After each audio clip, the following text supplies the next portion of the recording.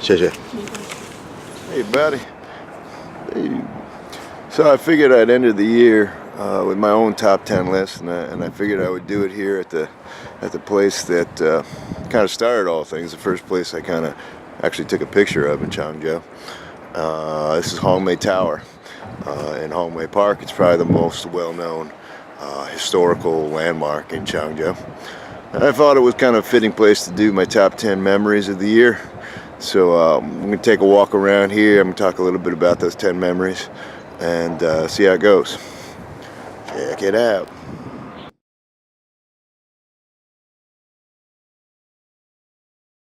2018. So here we go.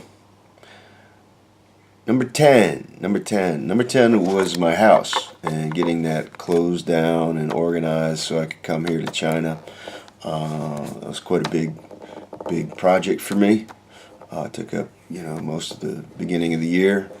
I kind of missed my house. I was just starting to get really comfortable there, but I'm looking forward very much to getting back there and starting some of the projects I had in mind for it, and making it even sort of nicer in the coming year.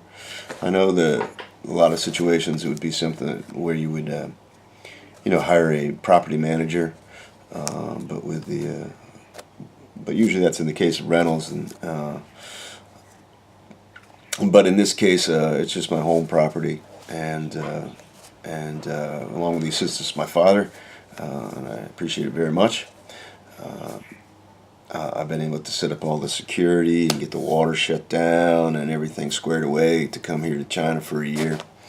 A couple things I'm going to have to address in the new year, sure, but like I said, I'm kind of looking forward to the time I'm going to have available to do so, and taking care of that then.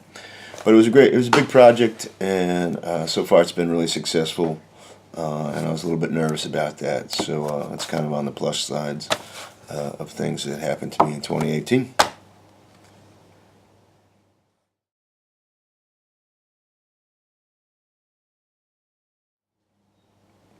Number 9.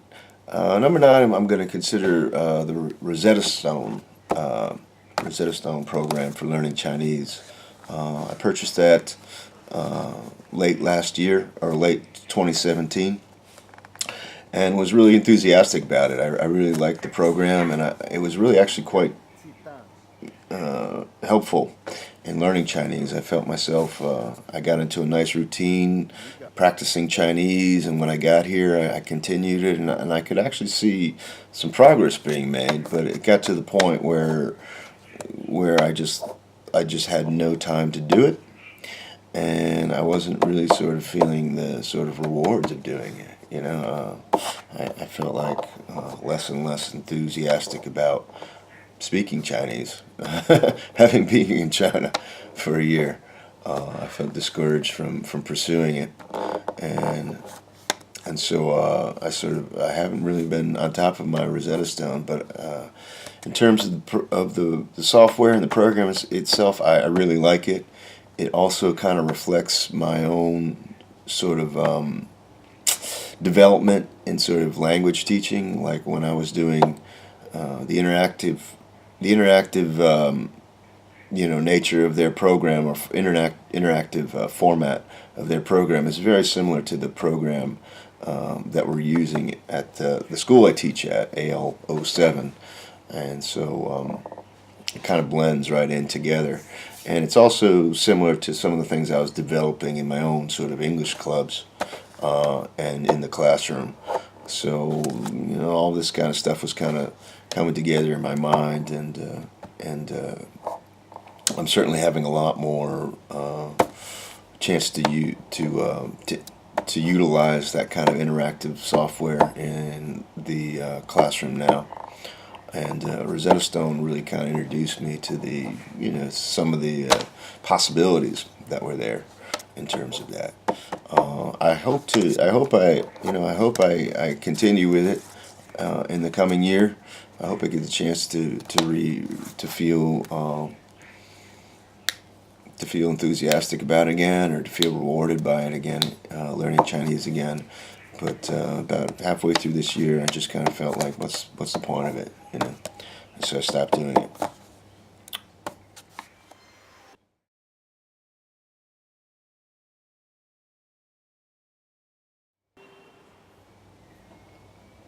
Number 8. This kind of goes in the negative side of my memories, but it is the Tan application, which was kind of the only sort of time I had to, like, the only sort of romantic sort of engagements I had here in Changzhou were through this Tan app. And it was an app I just kind of casually saw as one of my colleagues was using it. And so I tried it out, and just everybody was a hooker on it. You know, they were just all prostitutes, and they were some of the most kind of, like, I would say, despicable kind of people I've ever had to meet or talk to.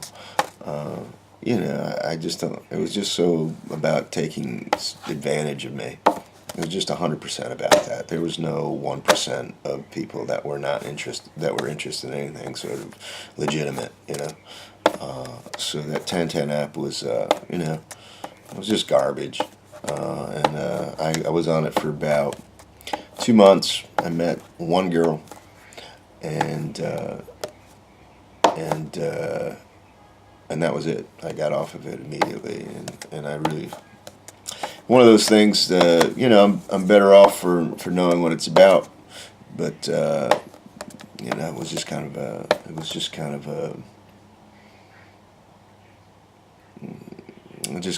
one of those things that you learn not to go back to, you know.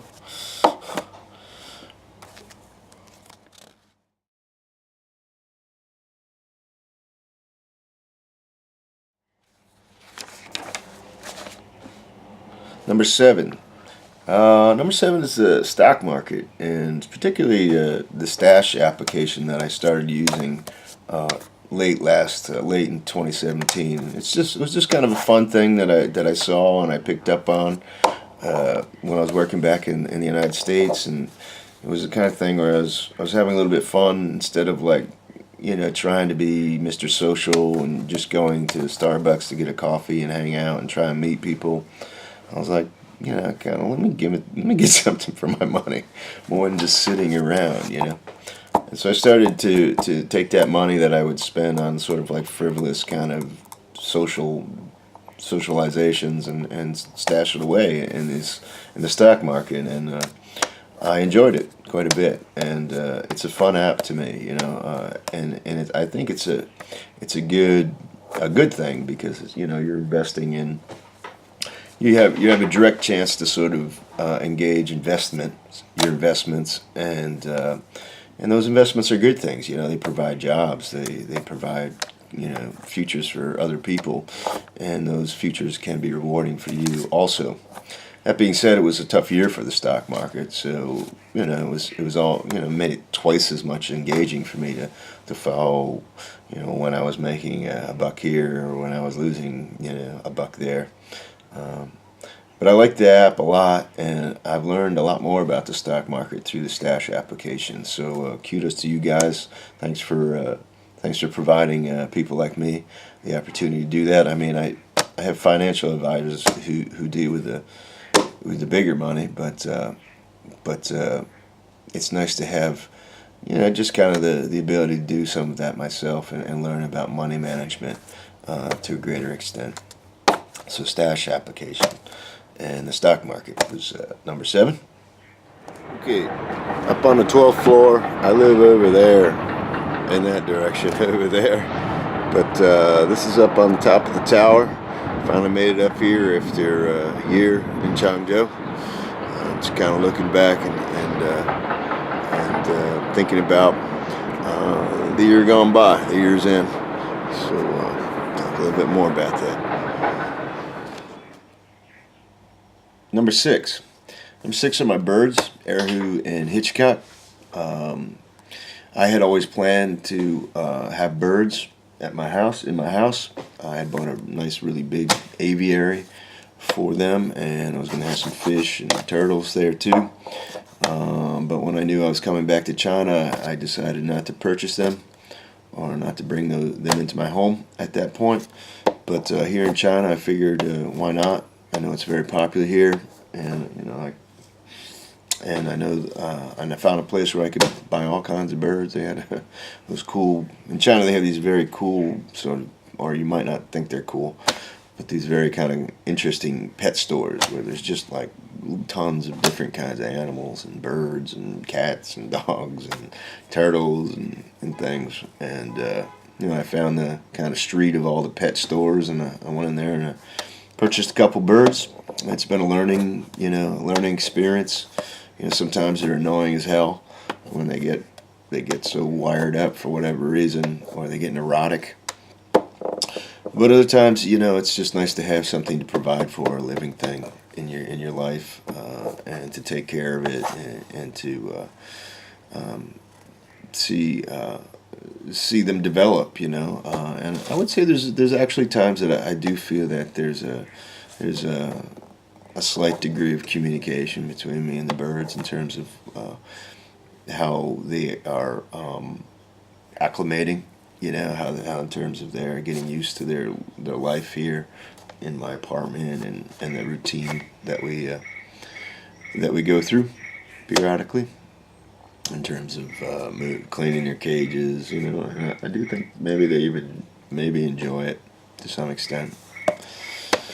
Anyway, so the birds are number 6, Erhu and Hitchcock, and when I get back to the States and back in my home, I do intend to pursue having birds even more.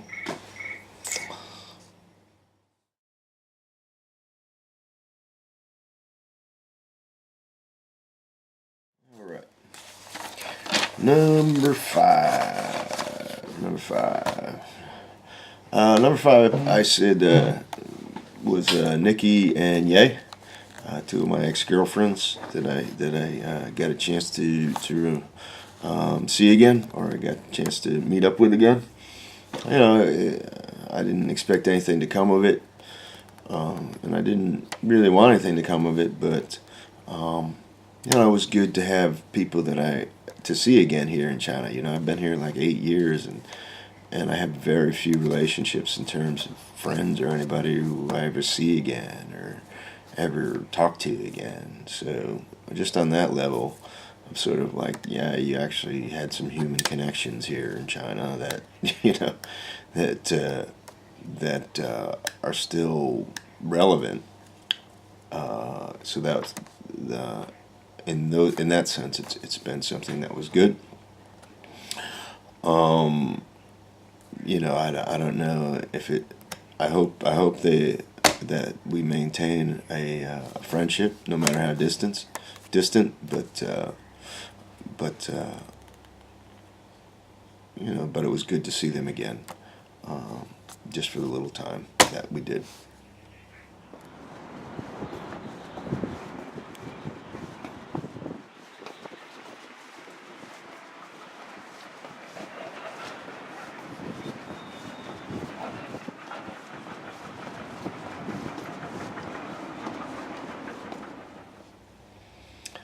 Number 4, I said I'm going to say my e-bike and my driver's license were probably the big memories. The e-bike, it's not the best e-bike I ever bought. I would say I put it kind of low in terms of like e-bikes that I've had. Situation, but it's a good thing whenever you get through China. You ever get through a year without having any serious wrecks or accidents, it's always a good thing. So I put that on there. I'm gonna try and hold on to this e-bike just because the money I've invested into it. Like I said earlier, the batteries die at the end of the year, so I've already bought new batteries for it. And I've had some trouble. I had my first problem with it not being licensed, and I know I've spoke about that earlier in my video. At Changzhou, for whatever reason, the seller didn't give me a license plate, and he's supposed to. And when I tried to get it, he made it was very difficult to do so, and I knew it would be a problem down the line, and eventually a police officer did confront me about it. Fortunately, I didn't speak Chinese, and he just kind of let it go. But it, it's something I foresaw, and I guess in my next city I will look to get it licensed. That being said, it's not really a good e-bike. It's not a great e-bike by any means. To me, they're just kind of like the most sensible means of getting around China. So I buy them for that sense, very practical sense. And I'm not buying the expensive one to impress anyone or anything like that. I think it would be it's impressive enough that somebody's sensible enough to buy one. A foreigner knows enough to buy one to get around. I mean, it's saved me so much time in terms of getting things done. And along with the e-bike, I'd like to say my driver's license. I finally got my Chinese driver's license, and that was kind of really cool and a very important thing for me to do here in China. And being able to achieve that is something that I'm going to look back on as sort of a plus in terms of 2018. I'm glad I have my license. I hope to get to use it. Hoping to maybe rent a car and drive to my next job, which is pretty far from where I'm living right now. So driver's license and e-bike, I'm going to have to say is a thumbs up to those. So just from up here, Home Park, and some of my other videos, over here's the kind of the snack bar, little tea house, and over here is the new zoo they're putting in that they tore down just before I got here. Take a look over here. That's the pagoda there, or that's the temple there. And over in this area here that's where I had my last sort of discussion with Li Xing. Number 3, I put down as Changzhou itself, the city Changzhou. Now, I've talked a little bit about Changzhou and how it's not very, it's kind of mundane here. There's not much to do, and that's true. It still hasn't sort of won me over. It's the kind of city where if I didn't have any attachments to it, I wouldn't make any attachments to it. It's kind of like I left it up to Changzhou if it was going to make any attachments for me. I tell a lot of people, Changzhou is a great place if you like to travel. Because it's located on the train line in a place where it's pretty easy to get to the bigger attractions or bigger cities in Jiangsu. But my feeling is if you really want to sort of like find the potential of Changzhou, you really start to need to make some really, sort of serious attachments to it. Because just on the level that I had to engage with Changzhou, it just didn't really have a lot for me. I just had my job, and that's not enough for me. In terms of social life. Also, the weather here, recently you get the taste of it's a no-win situation, like either you have a lot of pollution or you have cold and wet, cold and wet weather, so it's not a win-win situation. You're going to have a lot of polluted sky right now. In the winter, you can either have a lot of pollution, like we're talking, 150 to 200, if not higher. And the only thing that clears that away is like this wet, drizzly, cold weather, which is just as bad. Like especially if your means of getting around is an e-bike. But those are your choices, and that doesn't really endear it to me at all either. I mean, almost would, I'd rather have snow. And they did get snow recently. There was snow here recently.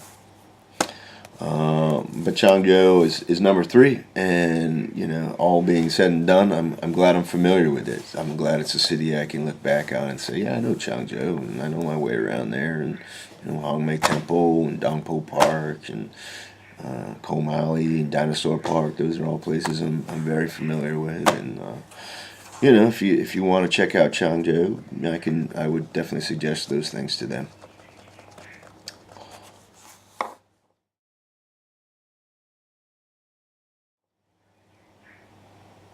Number two is going to be my job at Shine English. I plan to go on to it more. When I leave Shane, I will, for contractual reasons, mostly, not to say too much about the company, but I will review the company in its own video once I leave, which should be the end of February. But it's definitely high on my memories because it was kind of basically the only reason I ended up in China at this point. And it's been a rewarding experience in a lot of ways. There's been some negative to it also, and like I said, I'll talk more about that in another video. But for now, I just want to say Shanghai is one of my big memories. It was kind of my big reason for remaining in China at this point. I was hoping for more. I was hoping to have maybe a more attachment, a greater attachment to it, but that never materialized, and I'll talk about that in number one.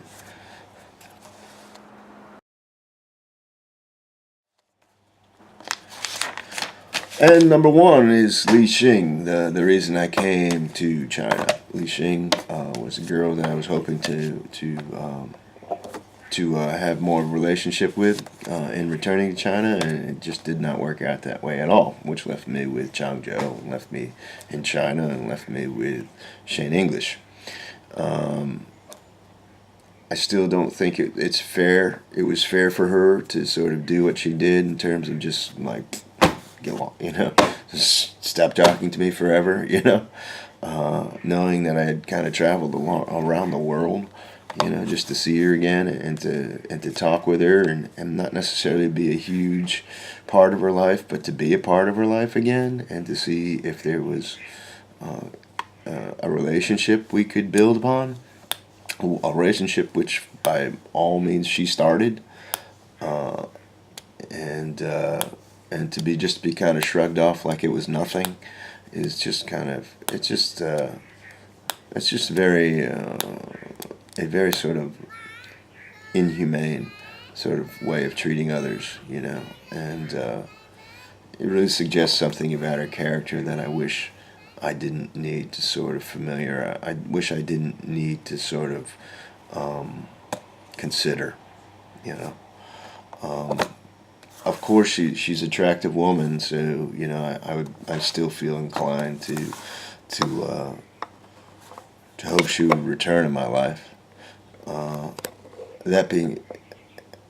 But it's also a hindrance. You're also hindered by that in the sense that you feel if I start something now, what's to stop her from like saying and sort of what's to stop this kind of person from sort of using comparison to give her leverage or to try and intrude or to try and sort of say, I don't want him to do better than me, so I'm going to do everything in my power to keep him below me, now that I have this upper hand on him.